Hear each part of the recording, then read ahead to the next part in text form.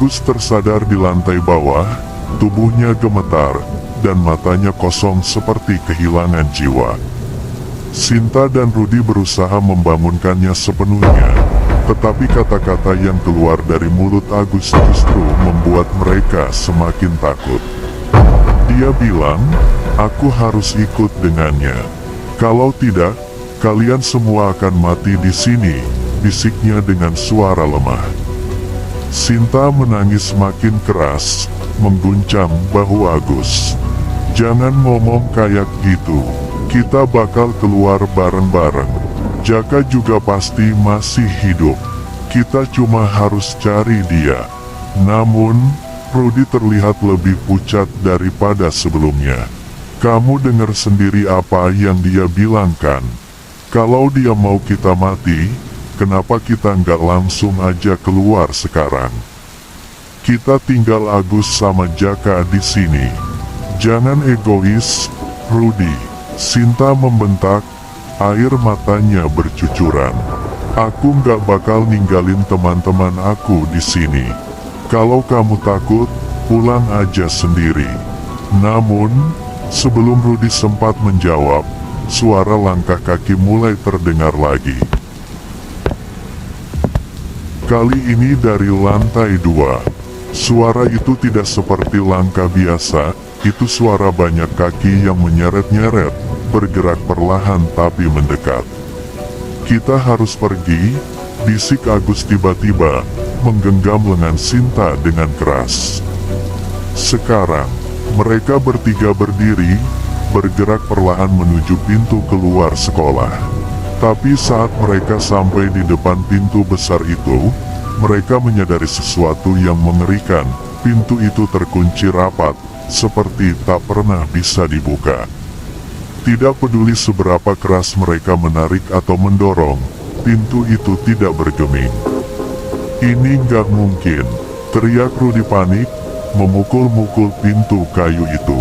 "Ini pintu utama, kenapa nggak bisa dibuka?" Agus menarik napas dalam-dalam, matanya menatap kosong ke kejauhan. "Karena kita belum memenuhi syaratnya."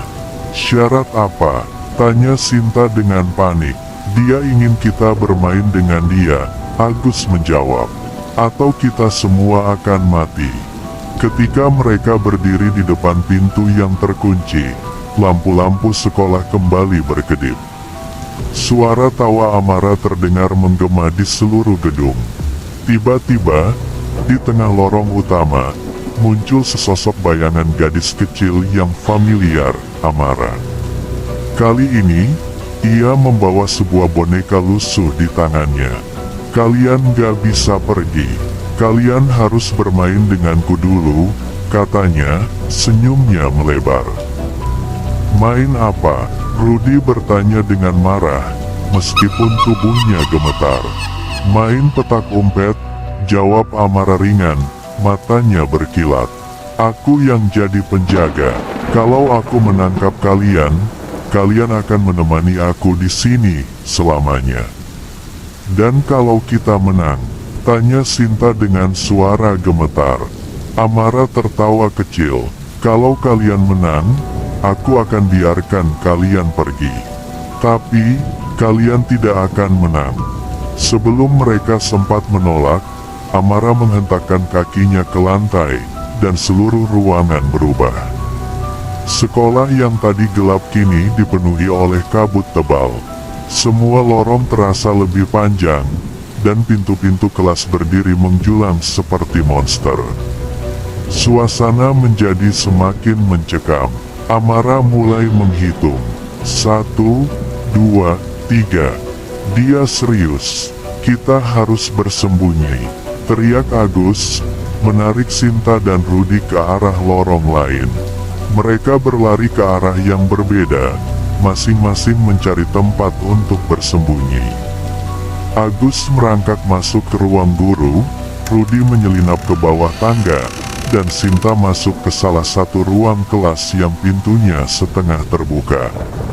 Ketika Amara selesai menghitung, suasana menjadi hening. Tidak ada suara langkah, hanya suara napas mereka yang terengah-engah dan gemuruh hujan di luar. Di ruang guru, Agus menyembunyikan dirinya di balik lemari tua. Ia mencoba menahan napas agar tidak terdengar, tetapi jantungnya berdetak begitu kencang. Dalam kegelapan, ia mendengar suara langkah kecil mendekat. Langkah itu berhenti tepat di depan lemari tempat Agus bersembunyi. "Agus, aku tahu kamu di sini." Suara Amara terdengar lembut, tetapi seperti ditarik dari dunia lain. Agus menahan napas, mencoba tidak bergerak. Tapi tiba-tiba, pintu lemari terbuka dengan keras. Amara berdiri di sana, menatapnya dengan mata hitam kelam. "Ketemu," teriaknya, dan Agus menjerit sebelum tubuhnya ditarik ke dalam kegelapan. Di tempat lain, Rudi mendengar jeritan Agus, membuatnya semakin ketakutan. Ia menutupi mulutnya, mencoba tidak bersuara. Namun, suara langkah kaki mendekat ke arah tangga tempat ia bersembunyi. "Rudi, kamu pikir bisa sembunyi dariku?" Suara Amara kembali terdengar. Ia merasakan udara dingin mengelilinginya. Tiba-tiba, boneka lusuh yang dipegang Amara muncul tepat di depannya, seolah melayang di udara. Mata boneka itu terbuka, dan Rudi merasa tubuhnya kaku. Ia tidak bisa bergerak saat tangan kecil Amara menyentuh pundaknya. Di ruang kelas, Sinta mendengar jeritan Rudi. Ia tahu Amara semakin dekat, dan ia mungkin satu-satunya yang tersisa. Dengan gemetar, ia meraba-raba saku bajunya, mencari sesuatu, apa saja, yang bisa membantunya. Tangannya menyentuh sebuah kalung kecil pemberian neneknya, yang katanya bisa melindungi dari roh jahat. Sinta menggenggam kalung itu erat-erat, mencoba mengumpulkan keberanian. Ia tahu ia tidak bisa terus bersembunyi. Jika ia ingin selamat, ia harus menghadapi Amara. Ketika pintu ruang kelas terbuka perlahan, dan Amara muncul di ambang pintu dengan senyum mengerikan, Sinta berdiri. "Cukup, Amara," teriaknya, memegang kalung itu ke depan. "Aku tahu kenapa kamu ada di sini. Kamu tidak butuh kami. Kamu hanya ingin seseorang mendengar kisahmu." Amara berhenti, wajahnya perlahan berubah dari menyeramkan menjadi sedih. Mata hitamnya memancarkan air mata. "Aku tidak ingin sendirian," katanya pelan. "Mereka meninggalkanku, mereka mengunciku di sini." Sinta menelan ludah. "Kalau begitu, biarkan kami pergi, dan aku janji akan menceritakan kisahmu pada semua orang. Kamu tidak akan dilupakan." Amara terdiam, senyum menyeramkan itu perlahan memudar. Sekolah kembali menjadi hening. Agus dan Rudi muncul entah dari mana, terhuyung-huyung tetapi masih hidup. Amara menghilang, meninggalkan suara terakhir yang berbisik, "Tapi kalau kalian melupakan janji ini, aku akan kembali." Pintu besar sekolah akhirnya terbuka, dan mereka bertiga keluar ke udara malam yang dingin. Hujan telah reda, tetapi perasaan mencekam masih melekat. Di depan gerbang sekolah, Sinta berbisik pelan, "Kita tidak akan pernah melupakan Amara." Namun jauh di dalam hati, mereka tahu, malam itu tidak akan pernah benar-benar berakhir. Beberapa minggu setelah kejadian mengerikan itu, Sinta, Rudi, dan Agus sepakat untuk tidak pernah kembali ke sekolah itu saat malam hari. Mereka menjaga janji mereka untuk menceritakan kisah Amara kepada beberapa teman dekat, tetapi mereka melakukannya dengan hati-hati, menghindari perhatian yang berlebihan. Mereka takut, jika cerita itu terlalu banyak tersebar, sesuatu yang lebih buruk mungkin terjadi.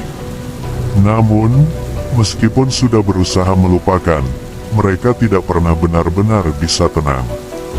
Mimpi buruk sering datang menghantui mereka. Hari terakhir di sekolah. Hari itu, sekolah mengadakan acara perpisahan untuk kelas terakhir. Jaka, yang hilang malam itu, masih dinyatakan hilang tanpa jejak. Semua orang menganggapnya sebagai kasus orang hilang, meskipun Sinta, Rudy, dan Agus tahu kebenarannya bahwa Jaka mungkin sudah menjadi salah satu penghuni lantai 3. Ketika acara perpisahan selesai, Sinta merasa gelisah. Ia merasa ada sesuatu yang salah, seperti ada yang mengawasi mereka dari bayangan.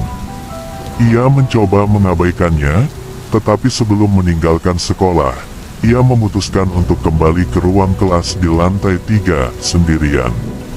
Aku harus memastikan sesuatu, katanya kepada dirinya sendiri. Saat tiba di lorong lantai 3, suasana terasa sangat berbeda. Tidak ada angin dingin atau suara tawa, hanya keheningan yang mencekam. Pintu kelas tempat mereka terakhir kali melihat Amara berdiri terbuka sedikit, seperti mengundangnya masuk.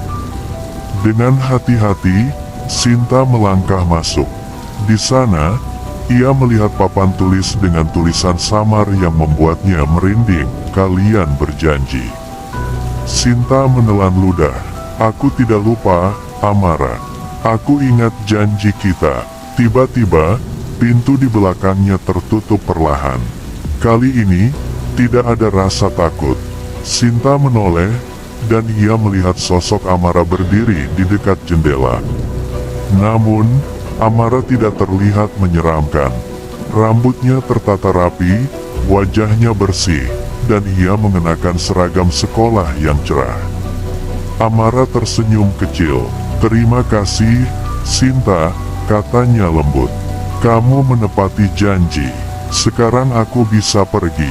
Sebelum Sinta sempat merespons, Amara perlahan memudar, menjadi bayangan samar yang akhirnya hilang diterpa cahaya matahari sore. Suasana kelas kembali normal, tidak ada rasa dingin, tidak ada keheningan yang menakutkan. Hanya ada ruangan kosong yang terlihat biasa saja. Beberapa tahun kemudian, sekolah itu akhirnya direnovasi, dan lantai 3 diubah menjadi ruang tambahan untuk laboratorium. Sinta, Rudy, dan Agus tetap menjaga kisah mereka dalam lingkaran kecil, meskipun sering bertanya-tanya apakah Jaka masih ada di sana.